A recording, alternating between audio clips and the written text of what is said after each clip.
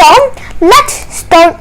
Oh my god, I can hear the door opening. Who's on? Anyway, let's look at that. Wait, late students? Why are students late to my class? Prior to his speech at Delhi Public School, Bangalore East, Laureate Professor Soborno Isaac Bari, who is known as the god of mathematics, sat down with Dr. Abhay Dandekar, who is an assistant professor of clinical pediatrics and serves as a site director at the Kaiser Permanente Medical Center in Oakland. Soborno Isaac, thank you so much for joining our show. No problem. You know, I wanted to find out from you, you were recently a guest professor at Ruia College. I learned from my experience at Ruia College that age is just a number. I talk about this in great detail at my PhD commencement speech in a South African university named the Da Vinci Institute. I want to go all the way back to January 4th, 2020. And when I was teaching at Ruia College, Dr. Anushree Lacour was first thinking of hiring a guest professor for her physics class. But her colleagues were raising questions about the age of the candidate because I was only a 7-year-old child at the time. And so the colleagues were thinking, how can this minor give a speech in front of 200 people and teach these guys basic kinematics? How can he do that at 7? Yet the abilities of the child made Dr. Lacour dead set. And the day he came in, he amazed the students. I was that child, and I thank Dr. Lacour for recognizing that age is just a number. Age does not dictate what your education limits are. Age does not dictate anything but the time it has been since you were born. What does it take to be a good teacher, and how does teaching really either excite you or how do you feel about teaching? Well, a good teacher is one that can demonstrate to its students that math or science or whatever they're teaching is not about memorizing big, huge equations and long scientific procedures or things like that. It's about figuring things out intuitively and trying to build your knowledge using things you already know and grow using that instead of them throwing some random equations at you. So what happens if you take a child who's really passionate about math and science, grab him and just spin a bunch of very complicated equations in his face? He won't be passionate about math and science anymore because he thinks it's boring. But if you give him the time to build up and then show him those concepts and tell him what he's already learned and how it can relate to the new subject, then he will think math and science is cool, it's intuitive, it can be used for so many things, and it's easy to understand. However, it's not very easy to understand if you don't know where any of the equations or complicated things are coming from. When I was studying math and science, certainly at your age, I was using a lot of listening skills because I think I like learning things from a listening standpoint or an auditory standpoint, but sometimes I like being a visual learner. Do you have a preference for how you learn? And for that matter, does that make a difference in how you teach? Well, a preference in how I learn? Well, I've heard of all these visual auditory types, and well, I think it's really hard to classify myself, but I'm like the linguistic kinesthetic visual type. Sure. I go in 3 categories at once. What's the most interesting thing that you find about being a 9-year-old who's both in 4th grade and in 8th grade at the same time? Well, it's very interesting, my school schedule, and I think the most interesting thing is not only being able to socialize with my peers of my age, but also being able to socialize with older people who have different ideas than I do, and most certainly can do measurements better than I do. These clumsy hands shake all the time when I'm in science class. I cannot use graduated cylinders because otherwise it'll spill everywhere and everybody will just scream at me. But the thing is, I think it's really important to socialize not only with people above you who know more than you and maybe can teach something to you, but it's also important to socialize with the peers of your age, because that way you can come up with the better ideas. As Stephen Hawking mentioned in his book, the only kind of person who questions everything is kids, because kids don't know that much of the world. And to be truthful, adults don't know that much either. They just know only a little bit more than kids. So I think, however, adults radically think I know everything that there is to be known. However, nobody knows everything that is to be known. I don't think even Einstein could paint the Mona Lisa, but Leonardo da Vinci was a great scientist. Are there games that you really like playing at recess, or some of your favorites? What are some of your things that you like to do outside the classroom? I saw a video where you were growing some squash, and it sounded like that might have been some fun too. Oh yeah, squash takes a long time to grow, and so it's not usually a hobby. But the thing is, I do have actual hobbies outside of math and science and academic stuff. I do biking sometimes on Saturday and Sunday.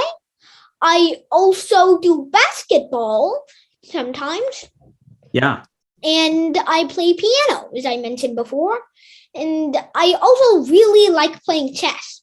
I was so impressed that you wrote a book a few years ago about a world without terrorism. How do you think that was a few years ago now, and how do you think we're all doing in that regard? Do you think we're making any progress in this area?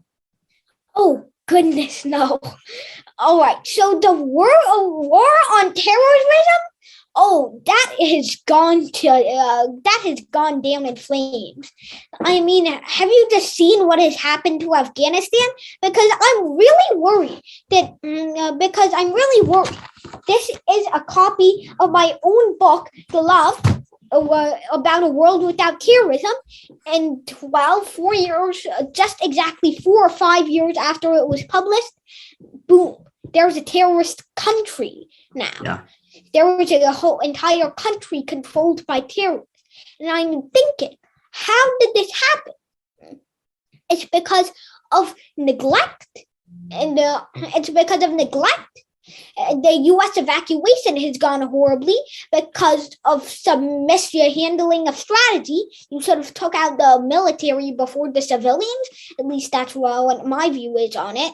Sure. And third, you probably sort of taken out the military equipment too, because one of the key reasons the Islamic Emirate won was because the U.S. left behind nearly all of its good equipment to Afghani forces, and as soon as the Afghani forces surrendered, it became a snowball effect, because the Afghan forces laid down all of the weapons which were gained by the Taliban, and then the Taliban used those weapons to ransack more Afghanistan weapons, and over and over and over again. And so it was a mishandling of strategy. It was the corruption of the president.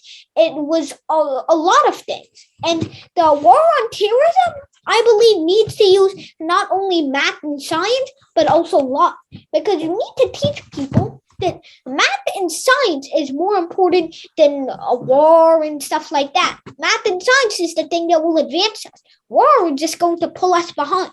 War is just going to give us several months or even years of backtracking, because not only will it take a long time, during which most likely no new technologies will be developed, but if the war is big enough, then it will nearly destroy a lot of the stuff in the country, which can even backtrack scientific development. Well, and as you said, love being such an important component to make things, different, or to advance progress instead of backtracking. how do we get more people to see things that way? Well, how do we get people to see things that way?